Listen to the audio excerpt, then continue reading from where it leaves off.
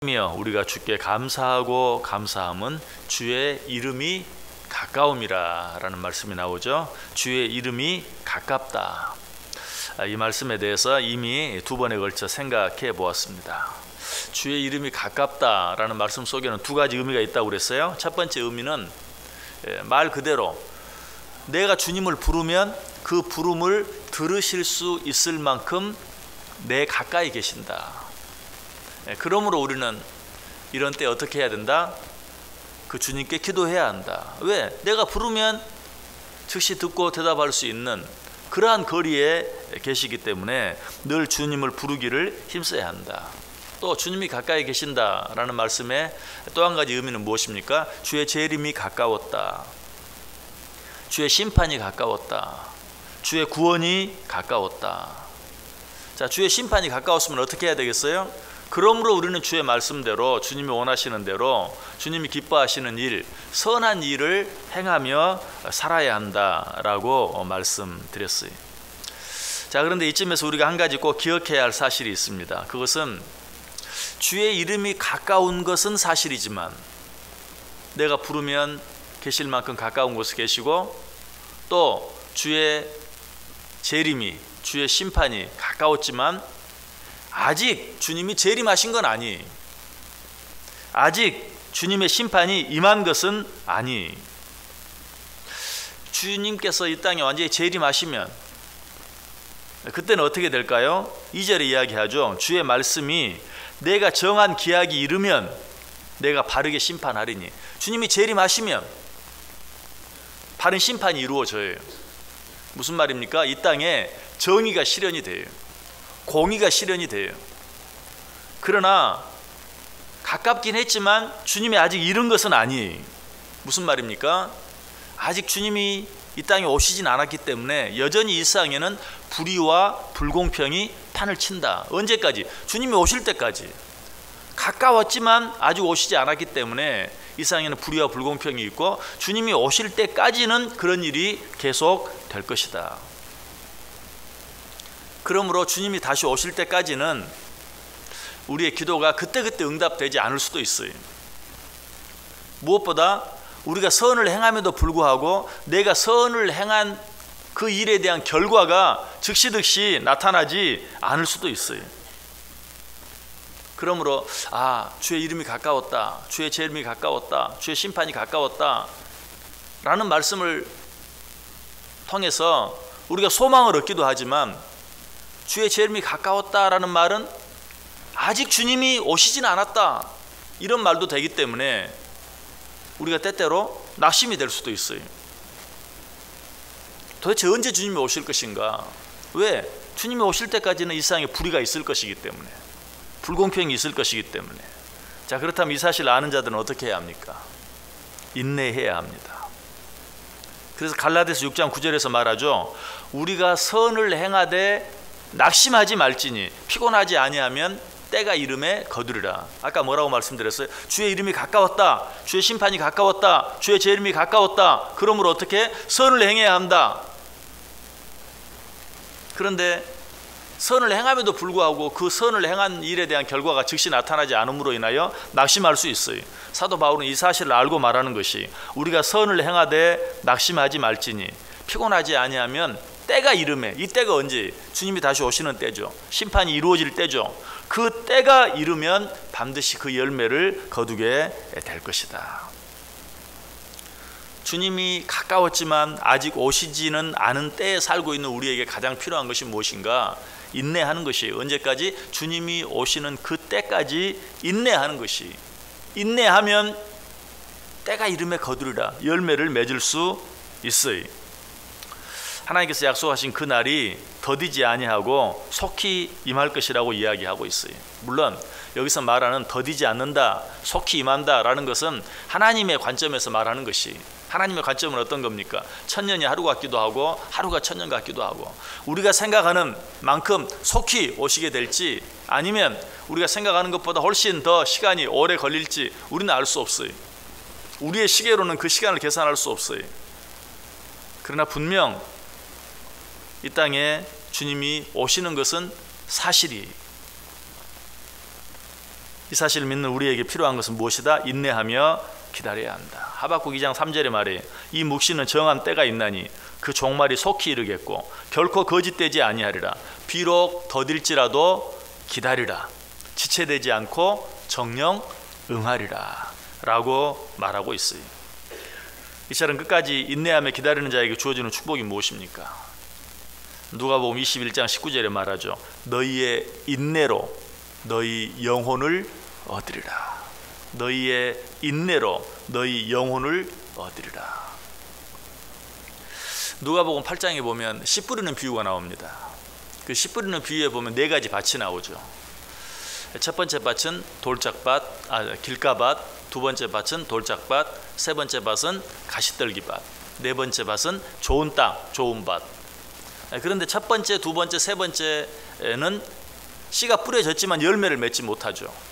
그러나 마지막 네 번째 땅, 좋은 땅은 열매를 맺습니다.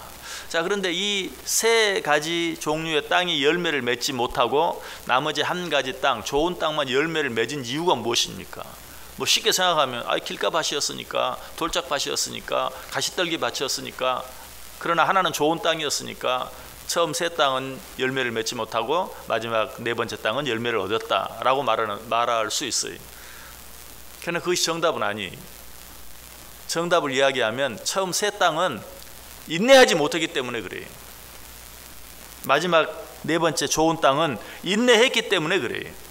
누가복음 8장 이 비유의 끝에 그 답이 분명히 나와요. 누가복음 8장 15절에 좋은 땅에 있다는 것은 착하고 좋은 마음으로 말씀을 듣고 지키어 인내로 결실하는 자니라. 앞에 세 땅을 생각해 보세요. 길가밭, 씨가 뿌려졌어요. 그런데 오래 가지 못하고 새에게 먹히고 말았어요. 두 번째 땅, 돌짝밭에 씨가 뿌려졌어요. 뿌리는 내렸어요. 그러나 싹이 나고 잎이 날 때까지 기다리지 못함으로 결국은 열매를 맺지 못했어요. 세 번째 가시떨기 밭은 어떻습니까? 씨가 뿌려졌어요. 뿌리가 내릴 때까지 기다렸어요. 또 싹이 나고 잎이 날 때까지 기다렸어요. 그러나 열매가 날 때까지 인내하지 못했어요. 길가밭은 아주 조금 기다렸고, 돌짝밭은 조금 더 기다렸고, 가시떨기밭은 조금 더 기다렸어요. 그러나 끝까지 기다리지 못했어요. 결국 그래서 열매를 맺지 못해요. 그러나 좋은 땅은 어때요? 싹이 날 때까지, 뿌리가 내릴 때까지, 그리고 싹이 날 때까지, 잎이 날 때까지, 한 걸음 더 나아가서 열매가 맺힐 때까지 인내하여 결실했다라고 성경이 말하고 있는 것이, 우리의 삶은 어때요? 다 길가밭 같아요. 또 돌짝밭 같기도 해요. 또 가시떨기밭 같기도 해요. 그럼에도 불구하고 그러나 끝까지 인내하면 결실하게 된다 하는 것을 가르쳐 주는 것이 이 비유의 목적이에요. 여러분, 주님께서 언제 이 땅에 오실지, 주님이 가까우신 것은 우리가 분명히 알지만 언제 오실지 분명히 알지 못하는 우리들이 꼭 기억해야 될 것은 인내하는 것이다. 그래서 히브리 10장 36절에 말해 너희에게 인내가 필요하면 너희가 하나님의 뜻을 행한 후에 약속을 받기 위함이라. 이 말을 아까 씨 뿌리는 비유로 이야기하면 너희가 열매를 맺기 위해서는 인내해야 한다 라고 말하고 있어요. 야고보서 1장 4절도 인내를 온전히 이루라. 이는 너희로 온전하고 구비하여 조금도 부족함이 없게 하려 함이라. 야고보서 5장 11절도 보라, 인내하는 자를 우리가 복되다 하나니 너희가 욥의 인내를 들었고 주께서 주신 결말을 보았거니와 주는 가장 자비하시고 긍휼히 여기시는 자신이라. 인내하는 자를 복되다 한다. 그러면서 누구의 인내를 소개해요? 욥의 인내를 이야기해요. 욥이 왜 고통을 당했습니까? 사탄의 간계 때문이죠. 사탄이 어떻게 공격했습니까? 물질을 치고 또 자녀를 치고 건강을 쳤어요. 그래도 안 되니까 욥 가까이에 있는 사람들을 이용하죠. 제일 먼저 아내를 이용합니다. 또 친구를 이용합니다. 그래서 욥을 괴롭게 하고 힘들게 해요. 그러나 욥은 어떻게 했어요? 끝까지 인내했어요. 그때 하나님께서 어떻게 축복해 주십니까? 갑절로 축복해 주십니다. 하나님께서는 끝까지 인내하는 자를 갑절로 축복해 주세요. 이것은 일상의 법에서도 통하는 법이에요. 그런데 문제는 무엇입니까? 끝까지 인내하기만 하면 되는데 과연 우리 가운데 끝까지 인내할 수 있는 사람이 몇이나 되겠는가 하는 것이. 누가복음 18장 8절도 이 사실을 이야기하죠. 내가 너희에게 이르노니 속히 그 원한을 풀어 주시리라. 그러나 인자가 올 때에 세상에서 믿음을 보겠느냐. 끝까지 인내하기만 하면 그 결실을 볼 터인데 내가 올 때까지 참고 기다릴 자가 과연 너희 가운데 몇이나 있겠느냐라고 이야기하고 있어요. 여러분, 이 세상을 살고 있는 우리들에게 가장 필요한 것이 무엇입니까? 주님이 언제 오실지 알지 못하는 우리들에게 가장 필요한 것이 무엇일까요?